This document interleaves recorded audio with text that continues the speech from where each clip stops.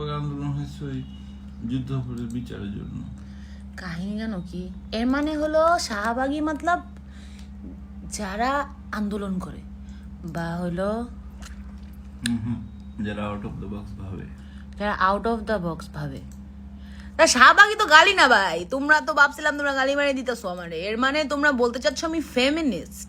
হ্যাঁ আমি ফেমিনিস্ট, কিন্তু the feminist you guys think feminism is ওইটা না। না বুঝলে ওরা গোগলে হয়।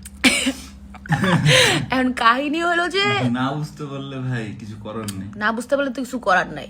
আর সেকেন্ডলি ফেমিনিজম মানে আমি রাস্তায় দাঁড়ায় বিড়ি খেতে চাই না। ফেমিনিজম মানে হইলো যে অধিকার অনুযায়ী সমান সমান পেতে চাই, ওই ফেমিনিজম হয়। আমি ফেমিনিস্ট। না এখন ওই সমান সমান বলতে কি সিচুয়েশনের উপরে, যেমন একটা মহিলা প্রেগন্যান্ট হলে তাকে সাপোর্টটা করতে হবে। হ্যাঁ এটা কেন মেয়েদের মনে করাই দিতে হচ্ছে? এটা তো ছেলেদেরই দায়িত্ব ছিল।